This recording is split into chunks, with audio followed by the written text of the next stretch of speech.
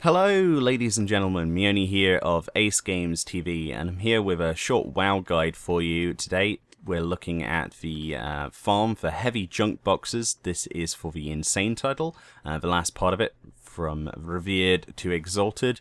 You need to get, what is it?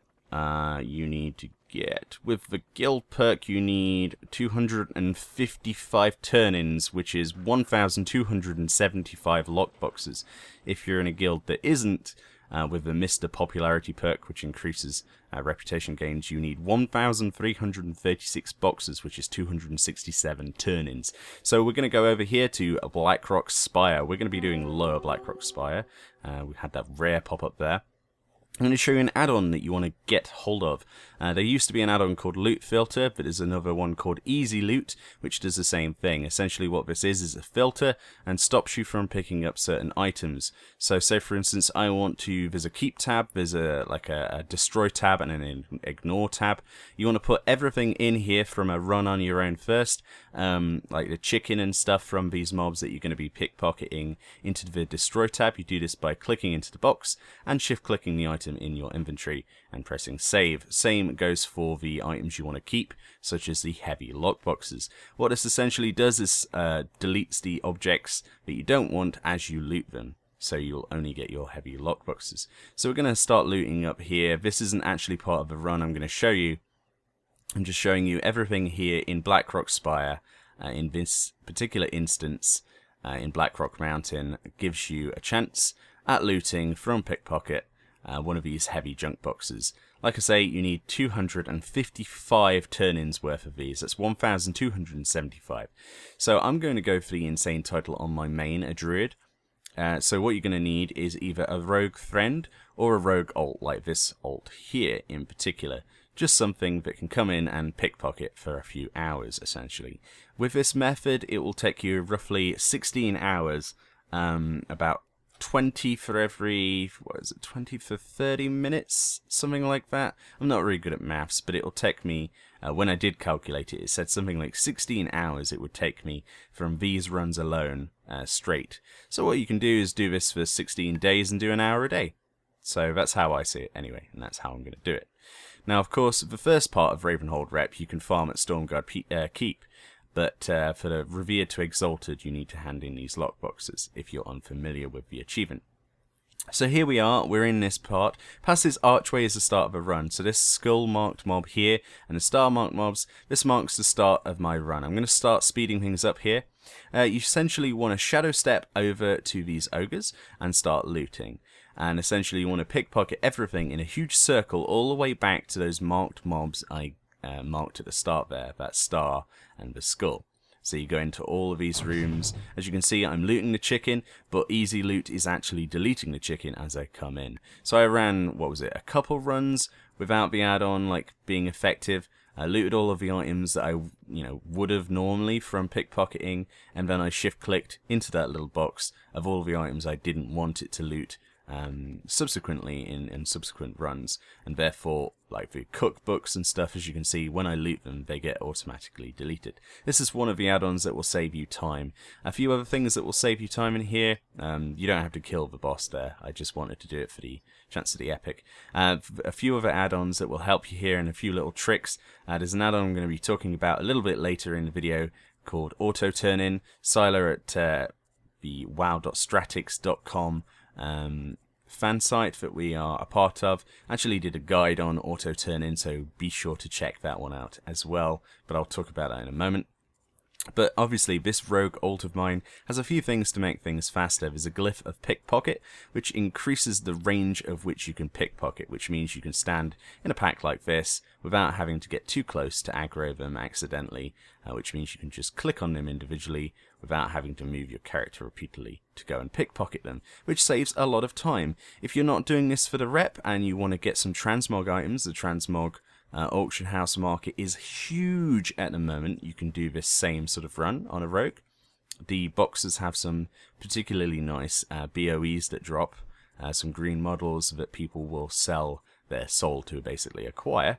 So there's another glyph that you want to get if you want to do it just for that on a rogue, which is the glyph of pick lock, which essentially decreases the cast time of pick lock to 0, so you can instantly open those boxes, which will save you even more time. But obviously we're not going to be opening these boxes for the insane title.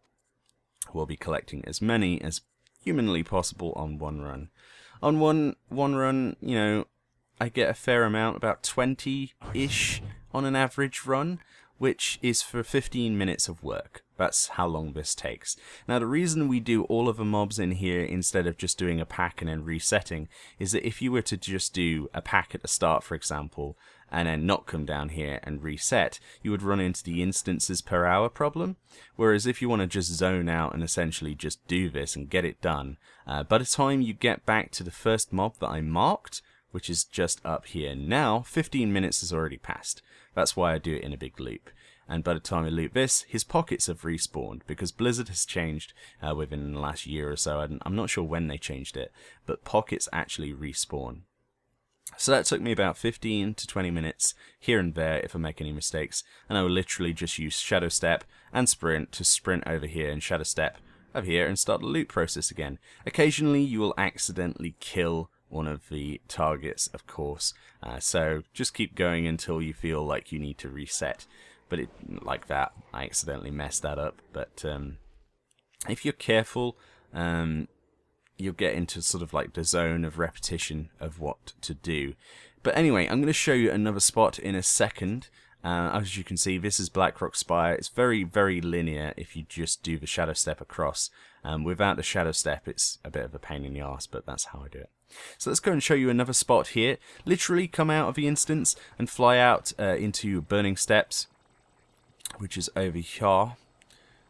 You will find this area here, the Black Hand Stronghold, which is a place where there's lots of mobs, and you can go and loot this. This is one of the most popular places to do the heavy junk box farming, and as a result of that, it will be heavily populated with other rogues. So you have to bear in mind, anywhere that's outside in the open world will be, you know, you'll have high contention for doing this stuff. So as you can see, these have got a very high chance at getting the log boxes, probably higher than the ones in Spire. And of course you get more gold for every pickpocket than you do in the instance, because effectively these are higher level mobs, I suppose. I don't know. They're quest mobs. They drop silver instead of copper. Who knows?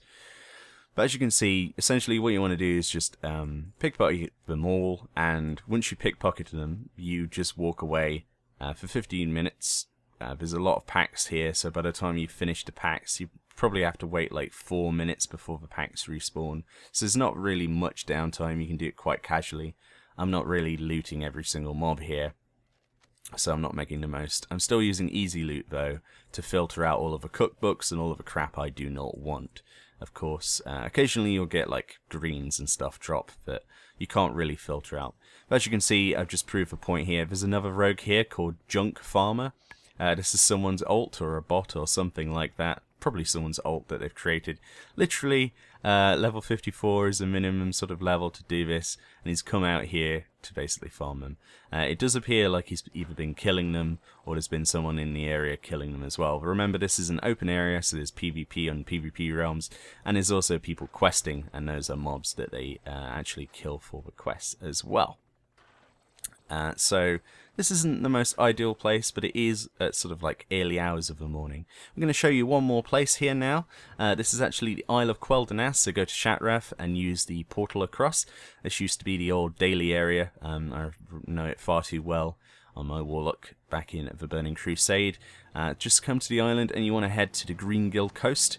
If my map decides to load without spazzing out here. Oh, we've got a bit of lag, but I'm not sure what's going on there, probably the LOD density. But the mobs over here that drop the junk boxes are the actual captured murlocs here. As you can see, there's another rogue here doing it as well. This location is botted a lot. There's actually quite a famous profile that people come and bot. Obviously, you know, gold farmers can make a lot of money out of this as well. This guy here, Bad, I'm a Rogue, or whatever his name is here, this is actually a bot. I'm just going to put in a quick humorous report here, but will not get noticed. But yeah, this place is used by a lot of these robots. People either gold farming or, you know, people come and make an ult and they don't want to do it. I can kind of understand, honestly. It takes a very long time to get the required junk boxes to do this. So I'm not going to blame them, but at the same time, you know, what's the reward? You've just made something else do it for a few hours. So, I don't know. I'm kind of torn between the whole botting thing, really. But yeah, anyway, these particular Murlocs, they drop junk boxes as well. This is one of the more popular places to do it, either botting or otherwise. But again, is in the open world.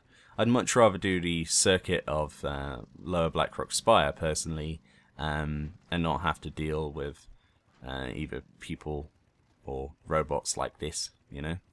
So yeah, it is suspicious. He is actually using the same glyph though. As you can see, he's standing still, pickpocketing them all one by one, and then for some reason it does 3 fan of knife casts, then stealths, and then runs across to the next pack of mobs. But oh, there he goes. Bye. What's up, guys? Robot here. So, moving on from that, sort of sidetracked for a moment, just in disbelief. We've got a lot of lockboxes here. So now we want to show sending them over to my main, over to my druid, which I'm actually trying to get the title on. You send these across. Remember, you're handing in 5 at one time, right? So you get, what was it? You get 75 reputation per turn in, and you need 21,000 reputation at 255 turn-ins, which is 1,275 boxes. So there's 2 things that you want to do on your main. Either be an engineer with a mailbox over here at Ravenholdt Manor, or have access to a guild tab and ask your guild master very nicely if he doesn't mind you using a tab and having full access to it. So there's another add-on here which I mentioned, which is auto turn-in. This thing I actually used when Cataclysm came out to turn in all the quests at Ravenholdt, all the dailies, instantly, when a lot of people were like finding it hard to click on stuff. Essentially what it does, you can set it to all or dailies, just dailies, or normal quests.